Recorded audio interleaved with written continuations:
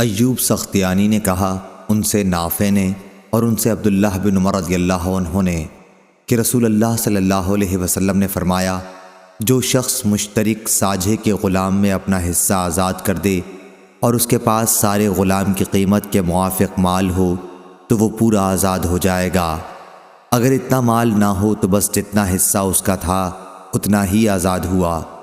ایوب نے کہا کہ یہ مجھے نہیں معلوم کہ روایت کا یہ آخری حصہ غلام کا وہی حصہ آزاد ہوگا جو اس نے آزاد کیا ہے۔ یہ نافع کا اپنا قول ہے، یہ نبی کریم صلی اللہ علیہ وسلم کی حدیث میں داخل ہے۔ صحیح بخاری حدیث نمبر 2491۔ سعید بن ابی عروبہ نے خبر دی، انہیں قتادہ نے، انہیں نضر بن انس نے، انہیں بشیر بن نہیک نے اور انہیں ابو ہریرہ رضی اللہ عنہ نے کہ نبی کریم صلی اللہ علیہ وسلم نے فرمایا، جو شخص مشترک غلام میں سے اپنا حصہ آزاد کر دے تو اس کے لیے ضروری ہے کہ اپنے مال سے غلام کو پوری آزادی دلا دے، لیکن اگر اس کے پاس اتنا مال نہیں ہے تو انصاف کے ساتھ غلام کی قیمت لگائی جائے، پھر غلام سے کہا جائے کہ اپنی آزادی کی کوشش میں وہ باقی حصے کی قیمت خود کما کر ادا کر لے، لیکن غلام پر اس کے لیے کوئی دباؤ نہ ڈالا جائے۔ صحیح بخاری حدیث نمبر 2492۔ ابو نعیم فضل بن دکین نے بیان کیا، کہا ہم سے زکریا نے کہا میں نے عامر بن شعبہ سے سنا، انہوں نے بیان کیا کہ میں نے نعمان بن بشیر سے سنا کہ نبی کریم صلی اللہ علیہ وسلم نے فرمایا، اللہ کی حدود پر قائم رہنے والے اور اس میں گھس جانے والے یعنی خلاف ورزی کرنے والے کی مثال ایسے لوگوں کی سی ہے جنہوں نے ایک کشتی کے سلسلے میں قرع ڈالا، جس کے نتیجے میں بعض لوگوں کو کشتی کے اوپر کا حصہ ملا اور بعض کو نیچے کا۔ پس جو لوگ نیچے والے تھے انہیں دریا سے پانی لینے کے لیے اوپر والوں کے اوپر سے گزرنا پڑتا۔ انہوں نے سوچا کہ کیوں نہ ہم اپنے ہی حصے میں ایک سوراخ کر لیں تاکہ اوپر والوں کو ہم کوئی تکلیف نہ دیں۔ اب اگر اوپر والے بھی نیچے والوں کو منمانی کرنے دیں گے تو کشتی والے تمام ہلاک ہو جائیں گے،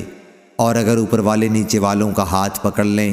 تو یہ خود بھی بچیں گے اور ساری کشتی بھی بچ جائے گی۔ صحیح بخاری حدیث نمبر 2493۔ عروہ بن زبیر نے خبر دی اور انہوں نے حضرت عائشہ رضی اللہ عنہ سے پوچھا تھا۔ دوسری سند اور لیث نے بیان کیا کہ مجھ سے یونس نے بیان کیا، ان سے ابن شہاب نے، انہیں عروہ بن زبیر نے خبر دی کہ انہوں نے عائشہ رضی اللہ عنہا سے سورہ نساء میں اس آیت کے بارے میں پوچھا، اگر تم کو یتیموں میں انصاف نہ کرنے کا ڈر ہو تو جو عورتیں پسند آئیں 2-2 3-3 4-4 نکاح میں لاؤ۔ انہوں نے کہا، میرے بھانجے یہ آیت اس یتیم لڑکی کے بارے میں ہے جو اپنے ولی محافظ رشتہ دار جیسے چچیرا بھائی، پھپھی زاد یا ماموں زاد بھائی کی پرورش میں ہو اور ترکے کے مال میں اس کی ساجھی ہو، اور وہ اس کی مالداری اور خوبصورتی پر فریفتہ ہو کر اس سے نکاح کر لینا چاہے، لیکن پورا مہر انصاف سے جتنا اس کو اور جگہ ملتا وہ نہ دے، تو اسے اس سے منع کر دیا گیا کہ ایسی یتیم لڑکیوں سے نکاح کرے، البتہ اگر ان کے ساتھ ان کے ولی انصاف کر سکیں اور ان کی حسب حیثیت بہتر سے بہتر طرز عمل مہر کے بارے میں اختیار کریں تو اس صورت میں نکاح کرنے کی اجازت ہے۔ اور ان سے یہ بھی کہہ دیا گیا کہ ان کے سوا جو بھی عورت انہیں پسند ہو ان سے وہ نکاح کر سکتے ہیں۔ عروہ بن زبیر نے کہا کہ عائشہ رضی اللہ عنہا نے بتلایا، پھر لوگوں نے اس آیت کے نازل ہونے کے بعد ایسی لڑکیوں سے نکاح کی اجازت کے بارے میں مسئلہ پوچھا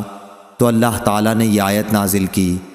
اور آپ سے عورتوں کے بارے میں یہ لوگ سوال کرتے ہیں۔ آگے فرمایا، اور تم ان سے نکاح کرنا چاہتے ہو،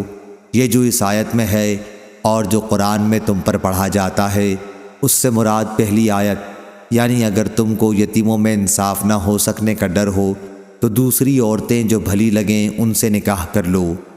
حضرت عائشہ رضی اللہ عنہا نے کہا، یہ جو اللہ نے دوسری آیت میں فرمایا اور تم ان سے نکاح کرنا چاہتے ہو، اس سے یہ غرض ہے کہ جو یتیم لڑکی تمہاری پرورش میں ہو اور مال اور جمال کم رکھتی ہو اس سے تو تم نفرت کرتے ہو، اس لیے جس یتیم لڑکے کے مال اور جمال میں تم کو رغبت ہو اس سے بھی نکاح نہ کرو، مگر اس صورت میں جب انصاف کے ساتھ ان کا پورا مہر دینا کرو۔ صحیح بخاری حدیث نمبر 2494۔ معمر نے خبر دی، انہیں زاہری نے، انہیں ابو سلمہ نے اور ان سے جابر بن عبداللہ رضی اللہ عنہ نے کہا کہ نبی کریم صلی اللہ علیہ وسلم نے شفاء کا حق ایسے اموال، زمین، جائیداد وغیرہ میں دیا تھا جن کی تقسیم نہ ہوئی ہو، لیکن جب اس کی حد بندی ہو جائے اور راستے بھی بدل دیے جائیں تو پھر شفاء کا کوئی حق باقی نہیں رہے گا۔ صحیح بخاری حدیث نمبر 2495۔